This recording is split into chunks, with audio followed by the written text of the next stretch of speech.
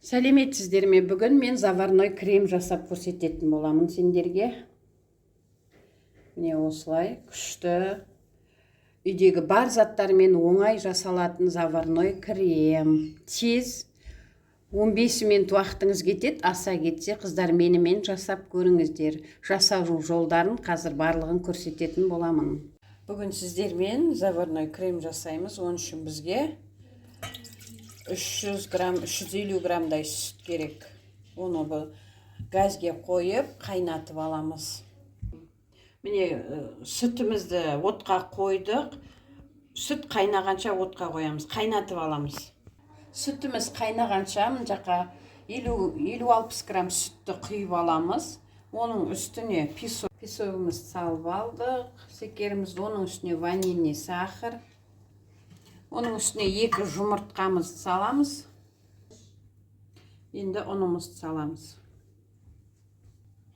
Барлығын жақсылап бұлғаймыз. Бір массаға түсіріп, бұлғап аламыз. Мынаны жақсылап барлығын араластырамыз. Бұл араласқанда ішінде түйіршік болмау керек. Бір қалыпқа, масса бір қалыпқа түсу керек, қыздар. Сүтіміз пісті, жайлап осыны құямыз.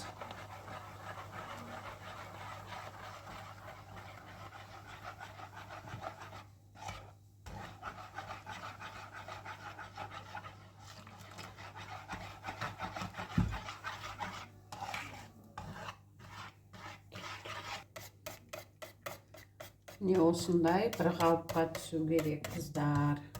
Енді отқа қойып, жай қайнатамыз. Енді осыны тоқтатпай бұлғап тұрамыз, қайнағанша. Не осындай тоқтатпай бұлғаудың арқасында осындай крем болып шығады, қыздар. Қою, әлі бұл ыстық. Тез-тез бұлғап тұру керек. Егер түйіршік болып жатса, кейде адам қол талып кетеді.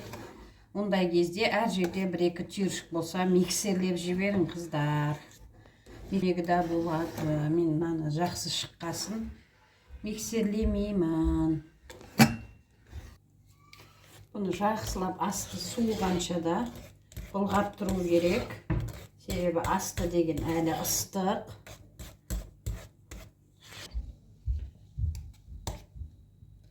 Енді майын салып бастаймыз. Сливочное масло. Мен салып атқаным, қыздар.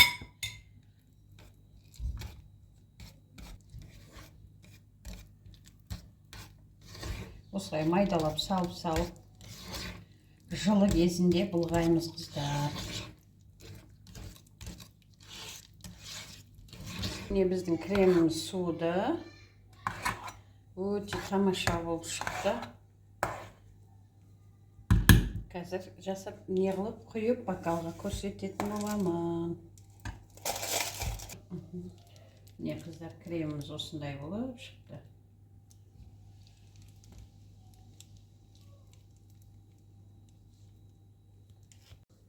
Не, заварной креміміз даяр.